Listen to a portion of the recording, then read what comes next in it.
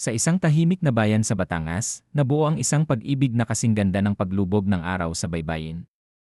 Si Liam, ang anak ng isang mayamang negosyante, ay kilala sa kanyang pagiging seryoso at may paninindigan.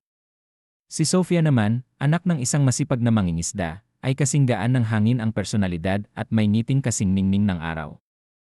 Nagkakilala sila sa isang pista ng bayan.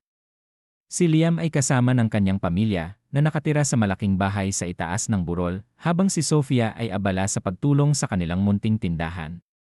Sa kabila ng pagkakaiba ng kanilang mundo, agad silang nag-ugnay. Sa mga sumunod na linggo, nagpatuloy ang kanilang pagtatagpo ng lihim sa ilalim ng puno ng mangga, sa dulo ng pier, at sa tahimik na dalampasigan. Ang bawat salita, bawat ngiti, at bawat yakap ay nagpapatunay na ang kanilang pag-ibig ay tunay. Ngunit ang mga lihim ay hindi nagtatagal.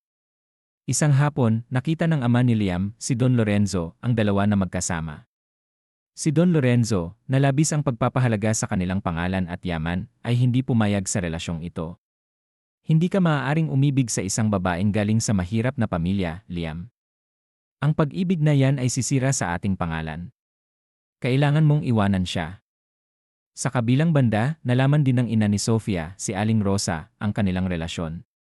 Hindi man niya tutol ang pag-ibig, takot siya sa kahihinatnan nito. Anak, hindi sila sa ating mundo. Baka masaktan ka lang. Ang pagmamahal ay hindi sapat para burahin ang agwat sa inyo. Ang dalawang pamilya, na minsan ay magkaibigan sa bayan, ay biglang nagkaroon ng hadlang. Hindi na magkausap ang mga magulang ni Liam at Sofia. Ang kanilang pag-ibig, na dati simple at malaya, ay biglang naging mabigat at puno ng pagsubok. Hindi sumuko sina Liam at Sofia. Sa kabila ng pagtutol ng kanilang mga magulang, nagpatuloy ang kanilang pag-ibigan ng palihim. Ang kanilang mga pangarap ay naging kanilang sandigan. Pinlano nila na sa sandaling magkaroon sila ng sapat na pera, lilisanin nila ang bayan at magtatayo ng sariling mundo kung saan walang hahadlang sa kanilang pagmamahalan. Ngunit ang pagtutol ng mga magulang ay hindi natatapos. Sinubukan ni Don Lorenzo na ipatrabaho si Liam sa Maynila upang mailayo siya kay Sofia. At sa bahay ni Sofia, patuloy ang pag-uusap ni Aling Rosa tungkol sa pagiging imposible ng kanilang relasyon na nagdulot ng sakit at pagkalito sa puso ni Sofia. Sa isang pagkakataon, habang nasa isang liblib na parke, nagkasagutan sina Liam at Sofia. Hindi ko na alam kung kaya ko pa, umiiyak na sabi ni Sofia. Ang bigat-bigat. Para tayong nagtatago sa buong mundo.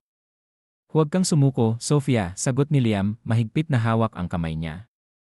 Tayo lang ang meron. Lalabanan natin ito. Ngunit ang huling pagsubok ay mas masakit pa. Nagkasakit ang ama ni Liam. Sa kanyang paghina, kinausap niya si Liam. Anak, alam kong mahal mo si Sofia. Pero ang pag-ibig na iyan ay nagdudulot lang ng gulo sa pamilya. Masakit man, piliin mo ang kapayapaan. Piliin mo ang pamilya. Sa kabilang banda, ipinakita ni Aling Rosa kay Sofia ang hirap ng kanilang sitwasyon.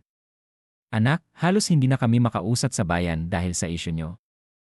Ayaw naming sirain ang buhay mo para sa pag-ibig na alam naming walang patutunguhan. Napagtanto ni Liam at Sofia na ang kanilang pag-ibig ay hindi lang sa kanila. Ito ay naging pasanin ng kanilang mga pamilya.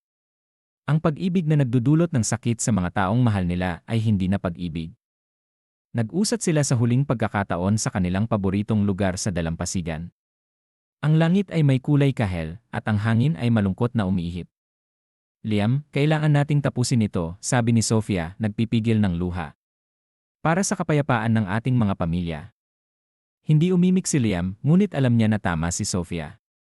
Ang pag-ibig nila ay kasing lakas ng karagatan, ngunit ang pananagutan nila sa kanilang mga magulang ay kasing bigat ng isang bundok. Sofia, bulong ni Liam, at sa huling pagkakataon, niyakap niya si Sofia ng mahigpit, na para bang gusto niyang itanim sa kanyang puso ang lahat ng alaala nila. Tandaan mo, mahal na mahal kita. Humiwalay sila sa isa't isa, at lumakad si Sofia palayo ng hindi lumilingon. Sa likod niya, umiyak si Liam, hindi dahil sa sakit ng pagkawala, kundi dahil sa sakit ng katotohanan na ang tunay na pag-ibig ay hindi laging nagtatapos sa happily ever after. Sa huli, nanatili silang magkalayo. Nagpakasal si Liam sa ibang babae na pinili ng kanyang pamilya, at si Sofia naman ay nagpatuloy sa kanyang buhay, bit-bit ang alaala ng pag-ibig na minsan ay bumuhay sa kanya. Ang kanilang kwento ay isang malungkot na paalala na sa mundong ito, may mga pag-ibig na hindi nakatakdang magkatuluyan. Minsan, gaano man kalalim ang nararamdaman, kailangang magparaya. Hindi dahil sa paghina ng pag-ibig, kundi dahil sa pagkilala na may mga bagay na mas malaki pa rito, tulad ng pamilya at kapayapaan.